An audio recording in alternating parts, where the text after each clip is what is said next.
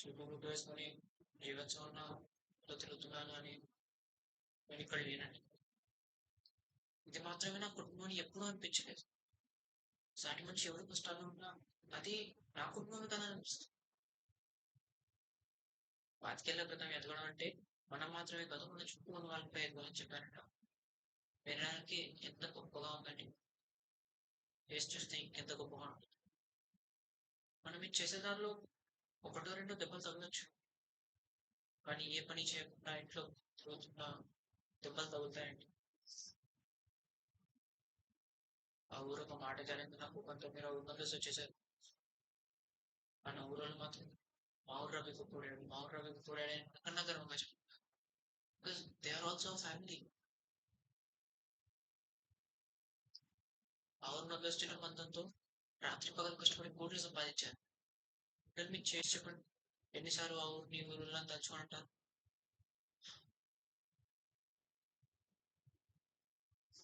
ఇప్పుడేంటి 25,000 కోట్లు సంపాదించాను. నేను దాన్ని 50,000 కోట్లు చేయాలి. నేను చేయలేనండి. లేక మీరు ఇచ్చిన దాంట్లో కూడా 5 అందరికి పంచాలనిపిస్తుంది.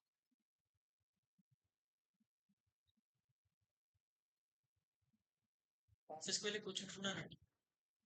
కానీ పొలానికి నీళ్ళ కోసం దీనంగా చెరువు వైపు చూసే రైతు కనిపిస్తారు. భోంచేద్దామని కూర్చుంటున్నాను కానీ ఆకలితో ఊరొద్దు సరిపోయే కుటుంబాలు కనిపిస్తాయి. నా వల్ల కావట్లేదండి. ఇక్కడ ఉంటే నేను బాధపడుతూ మిమ్మల్ని బాధపడుతూ ఉంటాను.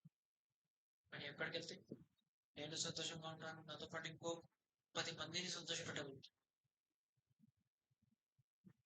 జన్మనిచ్చారు కదా అని జీవితాంతం మీ ముందే ఉంటూ మిమ్మల్ని ఆనందపెట్టారు. వాడకొచ్చాను. వీలైతే ప్రతి పండగకు కుటుంబానికి వచ్చి కలిసి వెళ్తాను. కొడుకు ఇంతకు మించి ఏం చేయలేనండి. ఈ ఒక్క జన్మకు నన్ను వదిలేయండి.